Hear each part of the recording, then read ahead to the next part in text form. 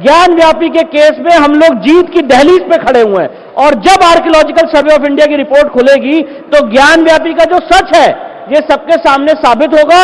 और जो हमारा केस था कि वहां पे मंदिर तोड़ के उसको पार्शियली मस्जिद का रूप देने की कोशिश की गई है, ये सारी बात एविडेंस के माध्यम से साबित होने जा रही है।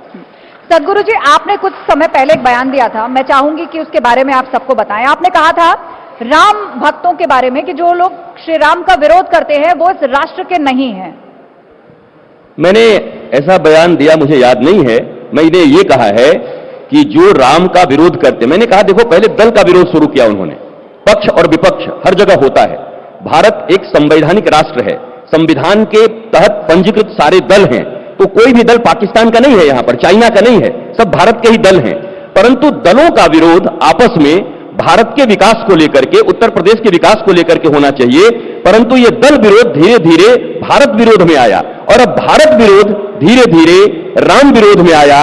एक बार जब केले के छिलके पर पांव पड़ता है तो मुझे लगता है मनुष्य की हड्डी जरूर टूटती है। मैं उन दलों को यही कहूंगा कि आपके पांव भी केले के छिलके पर पड़ गए हैं। पहले आपने दल का विरोध किया, अब भारत का विरोध किया, और अब अपने राम का विरोध किया, और रामद्रोही का कभी मंगल नहीं हो सकता, ये मैं जानता हूं, और ये सारा भारत जानता है कि रामद्रोही कभी भी मंगल मूलक जीवन नहीं जी सकते हैं। ये मैंने कहा था। मैं तो विश्वास रखता हूं कि सभी एक हो जाएं। एक लड़ाई जो संविधान के माध्यम से लड़ी जाती है, कानून के माध्यम से लड़ी जाती है, बहुत से आरोपों का सामना भी करना पड़ता है। और एक घटना मुझे याद आ रही है, मैं चाहूंगी कि आप उसके बारे में बताएं कि क्या आपके पिता हरिशंकर जैन को हिंदू पक्ष का केस छोड़ने के लिए एक वक्त में राज्य मंत्री का पद ऑफर किया गया था? देखिए, जब मेरे पिताजी इसी लखनऊ की धरती से उन्होंने अपने वकालत की करियर की शुरुआत की है, और ईश्वर की कुछ ऐसी अनुकंपा रही कि 1989 में राम मंदिर का केस इलाहाबाद हाईकोर्ट ट्रांसफर हुआ लखनऊ खंडपीठ में, और यहीं इसी धरती पे उसका ओरिजिनल ट्रायल हुआ।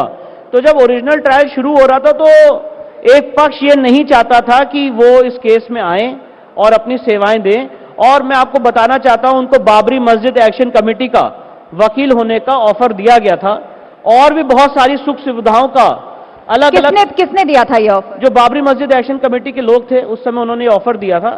और भी बहुत सारी, जितने हाई फीस हो सकती है, जितनी भी सुख सुविधाएं हो सकती है, जितना एक आदमी सोच सकता है अपने जीवन में, वो सारे ऑफर दिए गए थे।